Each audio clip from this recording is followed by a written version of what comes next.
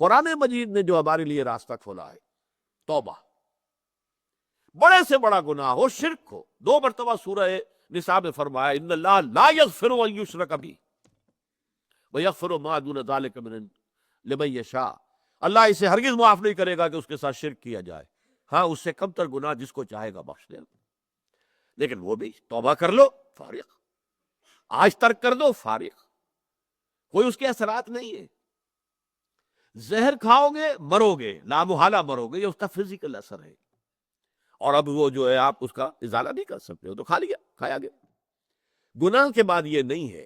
کہ اس کے مورل جو اثرات ہیں بد ہیں ان سے بچنے کی کوئی شکل نہ ہو، یہ انتہائی مایوسی پیدا کرنے والی شے ہے، لہذا فرمایا الا من تاب، سوائے اس کے جو توبہ کرے، تابا یتوب توبن، آبا یعوب اوبن، یہ بڑے قریب کے الفاظ ہیں، آبا یعوب اوبن سے اواب بنا، اوابین، اللہ کی طرف رجوع کرنے والے، بہت رجوع کرنے والے، بہت رجوع کرنے والے، اللہم ربنا اجعلنا منہم، اسی طرح توابین، بہت توبہ کرنے والے، بہت توبہ کرنے والے، بہت توبہ کرنے والے، اس لیے فرمایا کہ کل بنی آدم خطاؤون، یہ حضور کی حدیث ہے بہت اہم، تمام بنی آدم خطا کار ہیں، خطا تو در حقیقت مبالغے کا صیغہ ہے،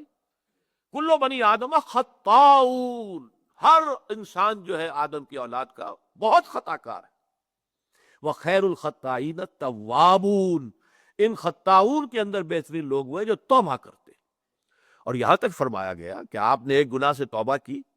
پھر کہیں حالات ایسے ہو گئے کہ آپ اپنے نفس پر قابو نہ رکھ سکے، پھر گناہ صادر ہو گئے، پھر توبہ کرو، کرتے رہو کرتے رہو۔ بہت پیارے جو اشعار ہیں یہ سربت کے ہیں، باز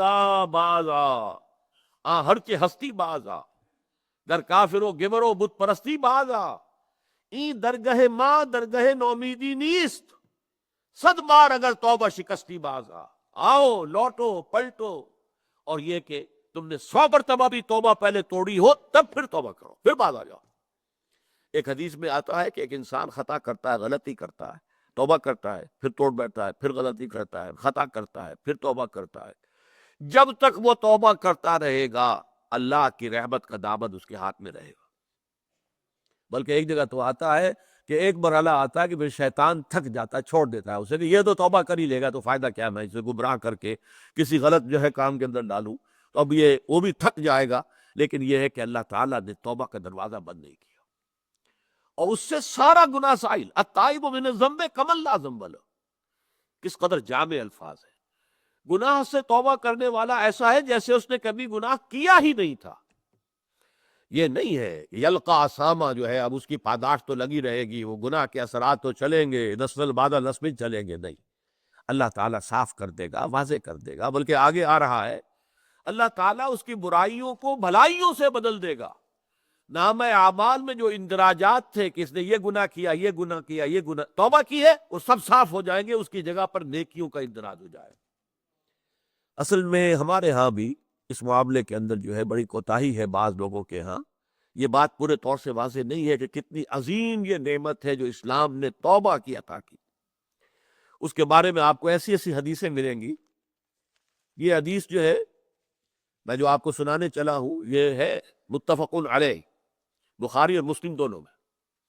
لیکن بخاری میں مختصر ہے، مسلم میں ذرا مفصل ہے، میں وہ روایت مسلم سنا رہا ہوں۔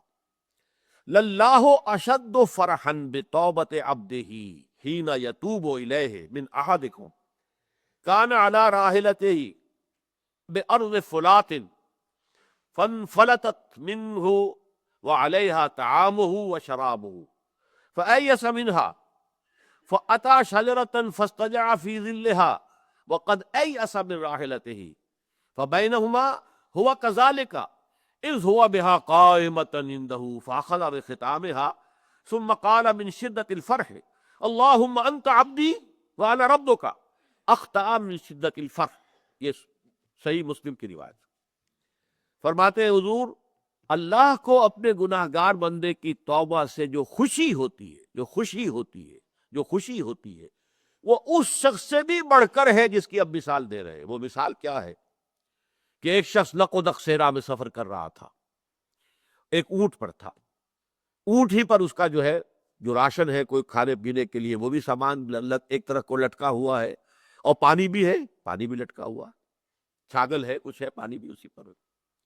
کہیں تھوڑے دیر کے لیے رکتا ہے، اور وہ رک کر وہاں پر آرام کر رہا کسی درخت کے نیچے۔ اب آنکھ کھولی تو دیکھا اونٹ غائب۔ اس اونٹ ہی کے اوپر اس کا کھانا بھی ہے، اس کا پانی بھی ہے، وہی سواری بھی ہے۔ وہ دوڑتا ہے شمال میں، جنوب میں، مشرق میں، مغرب میں، دوڑ دوڑ کے کہیں اس کا نشان نہیں مل رہا۔ تو مایوس ہو کر ایک درخت کے سائے میں بیٹھ جاتا ہے، گویا کہ موت کے انتظار میں، کہ اچانک دیکھتا ہے کہ اونٹ تو ہے، کھڑا ہے، موجود ہے۔ اب جو اس پر جسے کہتے ہیں شادی مرگ، اتنی خوشی طاری ہوئی اس پر، اتنی خوشی طاری ہوئی کہ وہ کہنا تو چاہتا تھا اے اللہ میں تیرا بندہ تو میرا رب،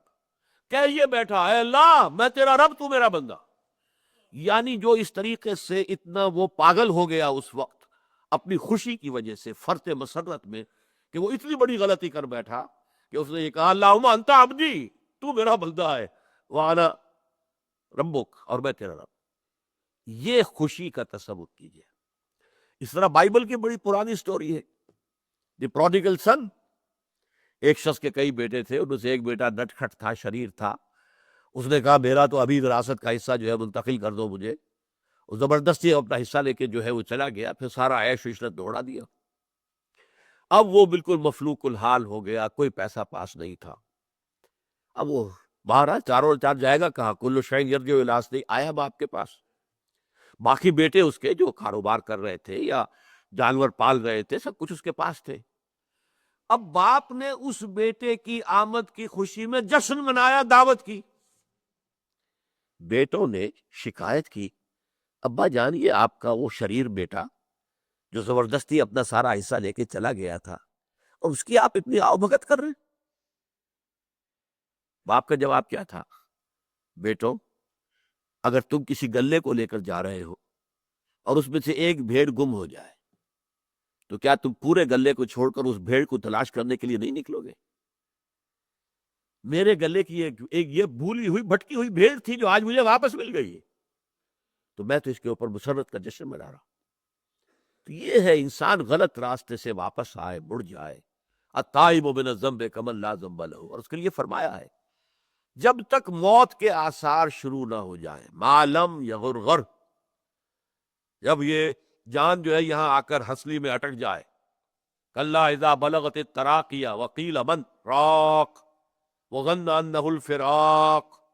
یہاں اس کے بعد تو موت کا دروازہ، توبہ کا دروازہ بند ہے۔ اسی طریقے سے جب آثار قیامت شروع ہو جائیں گے، اور ان میں علامات قیامت بہت سی ہیں، صغیر بھی ہے، کبیر بھی ہے، بڑی بھی ہے، تو وہ جو اکبر العلامات ہے، جو زیادہ سب سے زیادہ بڑی، ان میں سے سورج کا مغرب سے طلوع ہونا ہے، جب وہ ہوگا تو توبہ کا دروازہ بند ہو جائے گا۔ اب اس کے بعد کسی انسان کے توبہ کرنے کی کوئی حیثیت نہیں ہوگی۔ لیکن جب تک موت جو ہے وہ اس طریقے سے قریب نہیں آ گئی ہے، یا قیامت اس درجے قریب نہیں آ گئی، اس وقت تک موت کا دروازہ کھلا ہو۔